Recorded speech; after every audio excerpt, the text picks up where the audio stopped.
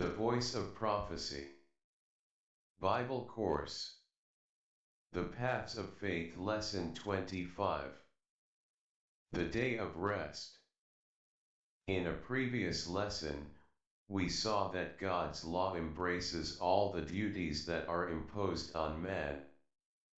The first 4 commandments speak of his duties toward God, and the last 6 of his duties toward his fellow man.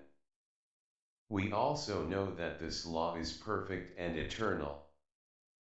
Now, one of the 10 commandments speaks of the day of rest. It is the 4th. It does not institute the day of rest but commands its faithful observance.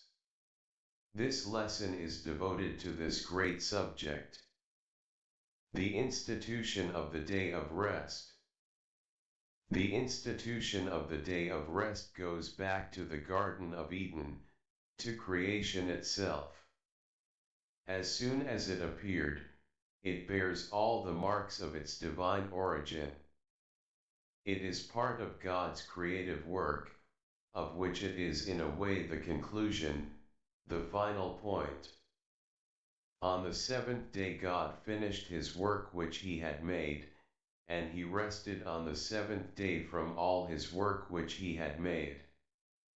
God blessed the 7th day, and sanctified it, because on that day he rested from all his work that he had created by doing it. Genesis 2:2-3. God blessed the day of rest and sanctified it, that is, he set it apart for holy use. This day is to be distinguished from other days, it is to be dedicated to God, to spiritual things.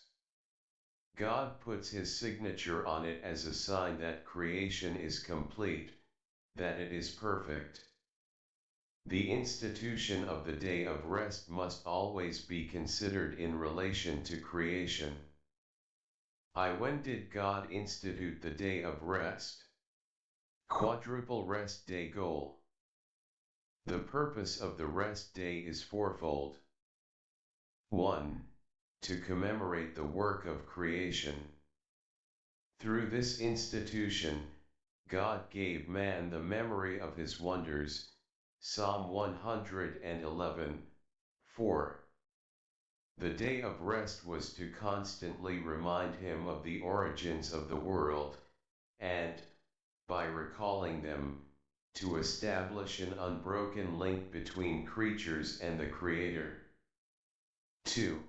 To offer rest to man. The word Sabbath comes from the Hebrew word Sabbath or Shabbath, which means rest, cessation of work, resting.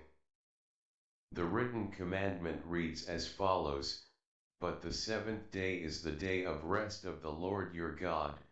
Thou shalt not do any work, thou, nor thy son, nor thy daughter, nor thy servant, nor thy maid, nor thy handmaid, nor thy cattle, nor thy stranger that is within thy gates. Under no circumstances shall you do any work in that day." Exodus 20:10, 34, 21, 35, 2. 3. Give man a chance to worship God sincerely. By consecrating God in a very special way the 7th part of his time, man was to be preserved from idolatry, worship of physical objects, and polytheism, belief in multiple gods, 2 errors so common in antiquity. He found in this institution a unique opportunity for spiritual upliftment and preparation for a better life, eternal life. 4. Be a sign of sanctification. The Sabbath thus became a true sign between God and man. "Ye shall not fail to keep my Sabbaths, for it shall be a sign between me and you, and among your descendants your sons, your daughters, that it shall be known that I am Jehovah who sanctifies you." and it shall be a sign between me and the children of Israel forever. Exodus 31, 13, 17. See also Ezekiel 20, 12, 20. 2. What was the purpose of this institution? An eternal institution. The institution of the day of rest carries the character of eternity. It is not, like human institutions, struck with weakness from the moment of its appearance, nor does it need the support of men in order to subsist. It depends only on God, hence its stability and invulnerability. Even before we arrive at the solemn proclamation of the law on Mount Sinai, we are already in the presence of 4 formal proofs of the eternity of the institution of the Sabbath. 1. Time, given in Eden before the fall of man and before any other revelation, the Sabbath is of perpetual obligation. The Sabbath institution cannot be confused with the ceremonial laws given to the Israelites. These have a typical value, are essentially temporary and exist only because of the original fall, whereas the sabbatical institution has an absolute value, and, as the law of which it is a part, it is perfect and eternal. 2. The purpose, commemorating the work of creation, the Sabbath subsists as long as creation itself. Heaven and earth shall pass away, but my words shall not pass away. Matthew 24, 35. 3. God's blessing, that which God has blessed and sanctified, that is, set apart, remains blessed and sanctified, for God never transferred his blessing of the 7th day upon the 1st or the 5th day, or upon any other day. 4.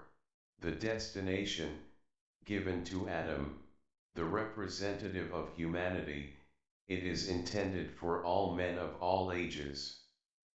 Jesus himself said, "The Sabbath was made for man, not man for the Sabbath." Mark 2, 27, when Christ speaks of man, he means the entire human race, not just the Jews. 3. What evidence can be given of the Sabbath's eternity? From creation to God has protected the sabbatical institution through the ages even though mankind had quickly strayed from God's will. There were always men on earth who faithfully observed the Creator's ordinances. It can even be said that the 7th day was celebrated uninterruptedly from creation to the flood and from the flood to Sinai and from Sinai to our days. The evidence is conclusive. First of all, one observation is obvious: the notion of the week is universally known in antiquity. Thus Hesiod, Philo, Porphyry, and Josephus are categorical on this point.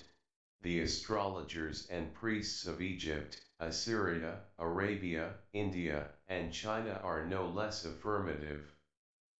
The Holy Scriptures give a similar testimony.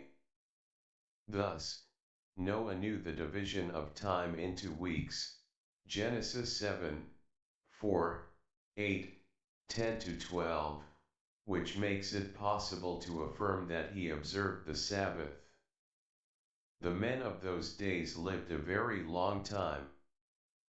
Lamech, Noah's father, was already 56 years old when Adam died. Shem, Noah's son, was 93 years old at the time of Lamech's death, and Shem knew Abraham and even survived him by 35 years. It is therefore not surprising that Adam's instructions on the 7th day's rest and on the division of time into weeks could have been transmitted directly, without being altered, to Abraham, of whom God says, Abraham has obeyed my voice and has observed my orders, my commands, my statutes, and my laws. Genesis 26:5. Because Abraham passed on his faith to his family members, the notion of the week and the observance of the Sabbath remained with him for posterity. We find evidence of this in Genesis 29:27-29, 50, 10 and Job 2:13. Note, even in our most beloved Bibles, inaccuracies are found. I.e., in the Biblia de Studio Explicata Concordancy Arena, Valera 1960, in the Panorama de Genesis, Fesha y Paternidad Literaria, it is read, Moises se encontró con Dios en el monte Sinai donde recibió las leyes que modelaron el estilo de vida del pueblo de Dios del Antiguo Testamento. Moses met God on Mount Sinai, where he received the laws that shaped the lifestyle of God's people in the Old Testament. Actually, it should have said, Moses met God on Mount Sinai, where he received in writing the laws that have shaped the lifestyle of God's people in the Old Testament since the beginning of creation by means of oral lore, a form of human communication wherein knowledge, art, ideas, and cultural material is received, preserved, and transmitted orally from one generation to another. Please notice that what the commentator wrote is inaccurate, not the Bible.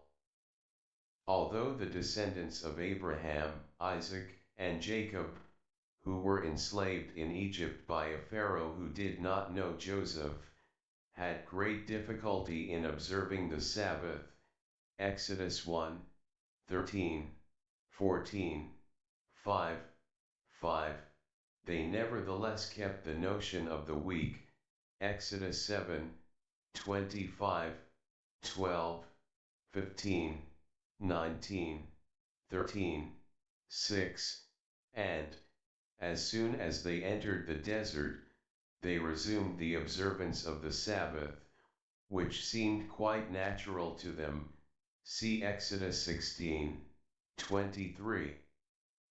In addition, God Israelites to keep the Sabbath for 40 years. A double measure of manna fell on the sixth day. B. It did not fall on the seventh day. C. It was kept by exception from the sixth to the seventh day.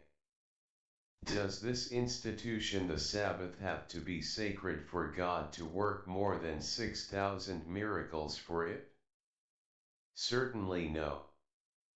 For even before he promulgated his law at Sinai, by what miracle did God show the Israelites that he attached great importance to the observance of the Sabbath? From Sinai to Jesus. It was at Sinai that God solemnly promulgated his law. Israel received it from the hands of God through Moses. By virtue of his mission, he was to spread it to all neighboring nations and to the ends of the earth. All the commandments were equal in scope, but the Sabbath was a sign of fidelity, of obedience to the whole law, which explains the considerable place it was to occupy in the life of the Jewish nation. Through the pages of the Old Testament, one can follow the history of Sabbath observance, 1 Chronicles 9:32, Psalm 92, sometimes faithful, sometimes lax, sometimes hypocritical, right up to the days of Nehemiah and the last prophets, when the formalist movement was taking shape, which, although it put an end to idolatry and polytheism, would not do any less harm to the sabbatical institution. The sabbatical institution will be stifled by the hodgepodge of fanciful interpretations, and men will reject its spirit and renounce the blessings that flow from its faithful observance, in order to retain only the letter as seen in our days. The prophets used their inspiration and boldness to preserve the sabbatical institution against both idolatry and formalism.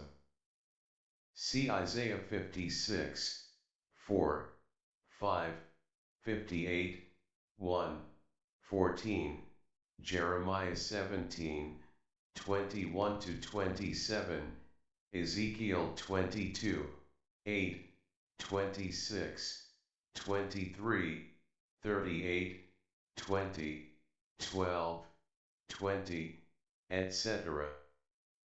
However, their admonitions were not heard, and they could not stem Israel's spiritual decline, a decline which coincided with the slackness of Sabbath observance and will continue to grow until the day Christ appears. 5. Can we cite some of the prophets who fought against idolatry and polytheism and especially insisted on the need for faithful observance of the Sabbath? Christ and the Sabbath. Christ has exalted the law, spiritualized it, discharged it from the heap of human traditions with which the Jews had burdened it. He did the same with regard to the Sabbath. Jewish casuistry, or tricky, misleading argumentation, had completely distorted the sabbatical institution to the point of making it unrecognizable. It had surrounded it with a hedge or fence of abracadabra gibberish and nonsense formulas and petty defenses that made it a burden to the people and turned it into a precept doctrine, rule of man. Christ unmasks the hypocrisy of the Pharisees and strongly condemns the legalism that ignores the Spirit and clings only to the letter. You abandon the commandment of God, he said to the Pharisees, and you observe the tradition of men. Mark 7, 8, 9. Far from seeking to abolish or transform the sabbatical institution, Christ, by a strict but just observance and in conformity with the will of his Father, restored the Sabbath to its true character. He has spiritualized it and thus restored it to its original destination. The Gospels bear witness to this.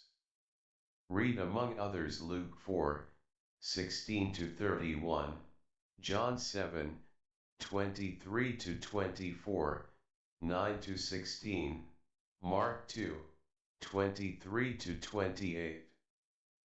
As if he had had a premonition, Jesus certainly knew of the assaults that would later take place against the Sabbath, and he proclaimed the necessity for the church to observe this day. Thinking of the tragic events that would soon destroy Jerusalem and its inhabitants, Jesus said to his disciples as they returned, "Pray that your flight will not come in winter or on the Sabbath day." Matthew 24, 20. Jerusalem was destroyed in the year 70 after the dissolution of the Jewish constitution and the complete establishment of the Christian dispensation. In these solemn words Christ proclaims for the Christian Church of the year 70 and therefore of all times the necessity of observing the Sabbath. Let us add that the prayer of the Christians was answered. They left the city safe and sound on a Wednesday, according to Grites, and in the spring. 6. What was Christ's attitude toward the Sabbath? The Apostles and the Sabbath. The Apostles only continued the work of Christ. In every way, they walked in the footsteps of their Master. Saint Luke, in his Gospel written almost through the Savior's death, shows that the day of rest immediately preceded the first day of the week, and that the women, having prepared spices and perfumes, rested on the Sabbath day according to the law. On the first day of the week, they went to the tomb early in the morning. Luke 23, 56, 24, 1. This act on the part of these women proves conclusively that they observed the Sabbath and considered the first day of the week as any other day. There is nothing in their attitude that heralds any change in the day to be observed. Nothing similar in the attitude of the apostles. The New Testament writers never speak of any change whatsoever. For them, the day of rest remains Saturday, the seventh day immediately preceding the first, Matthew 28, 1. St. John, who wrote towards the end of the first century, never surrounds the first day of the week with any kind of honor and continues to refer to the day of rest as the Sabbath. St. Paul declares that keeping the commandments is everything. 1 Corinthians 7, 19, and that the law is holy, that the commandment is holy and just and good. Romans 7, 12, 3, 31.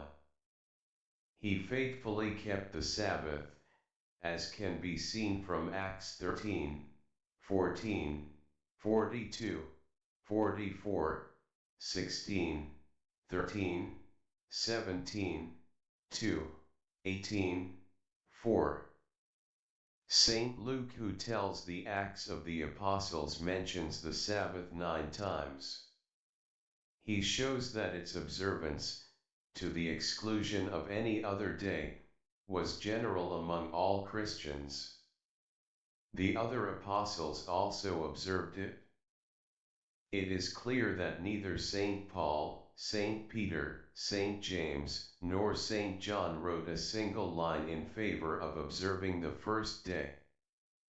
Why not follow the example of Jesus and the apostles by observing the Sabbath?